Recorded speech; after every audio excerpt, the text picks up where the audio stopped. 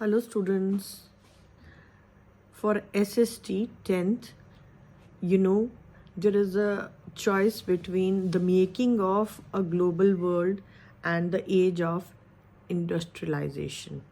6 marks का इन दोनों chapters में से आपको 6 नंबर के क्वेश्चन आना है. मोस्ट प्रोबेबली क्या होता है कि इसमें से 3-3 मार्क्स के आते हैं, 3-3 नंबर करके, लेकिन चॉइस है दोनों चैप्टर्स में.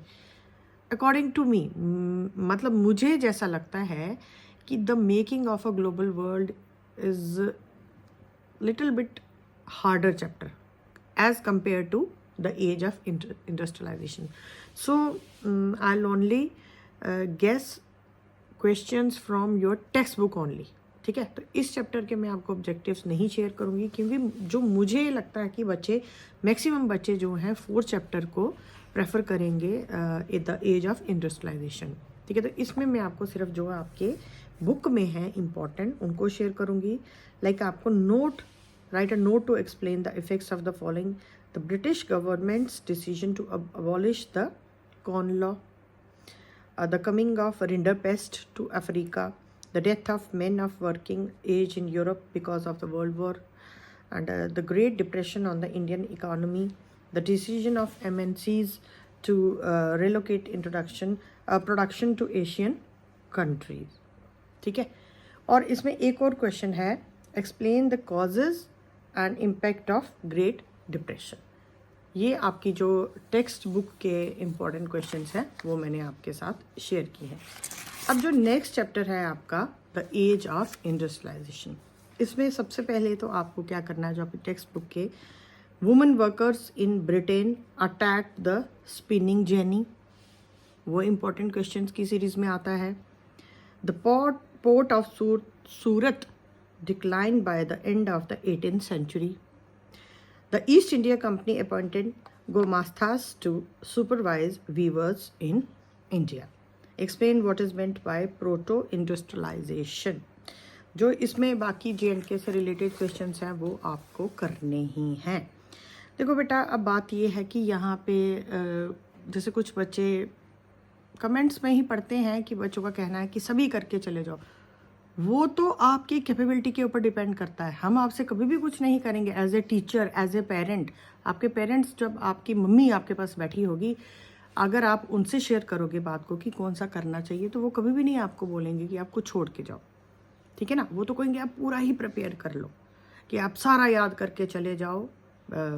कमेंट्स में पढ़ रही हूँ मैं बच्चों के, भाई लोग सब याद करके चले. अगर आपसे होता है फिर तो उससे अच्छी तो कोई बात ही नहीं है.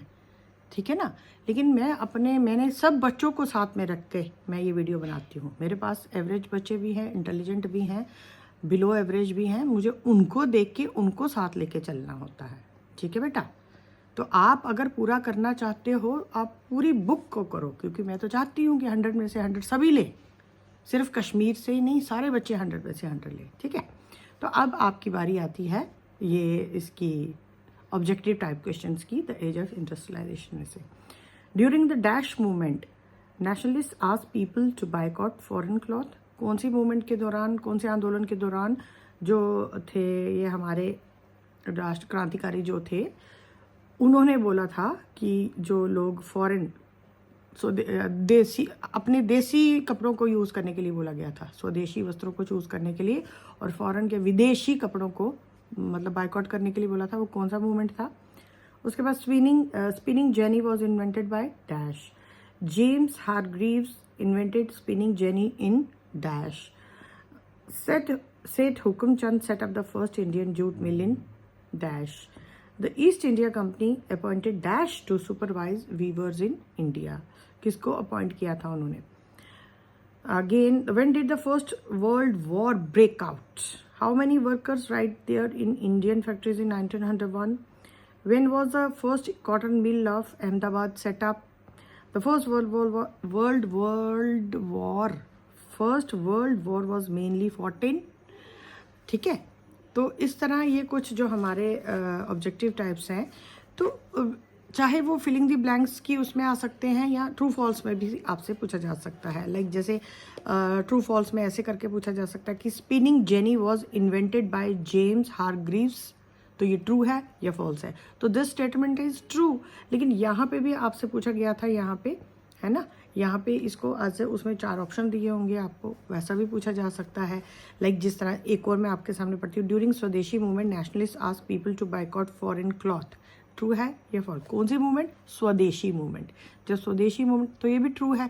उधर मैंने आपको ऑब्जेक्टिव टाइप में बताया, ठीक है, during the dash movement nationalist ask people to boycott foreign cloth, तो इसमें स्वदेशी आएगा। तो आपको हर तरह से प्रिपेयर रहना।